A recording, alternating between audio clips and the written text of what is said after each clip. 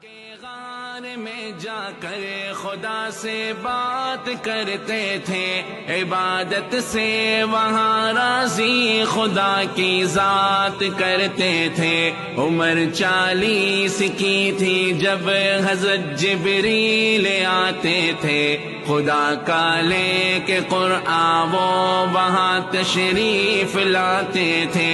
انہوں نے آپ کو سورہ علق تلقین فرمائی، یہی پہلی وحی تھی آپ پر جو پہلی بار آئی۔ فرشتہ دیکھ کر پہلے تو کافی خوف بھی آیا، خدیجہ کو بھی سارا واقعہ آ کر کے بتلایا۔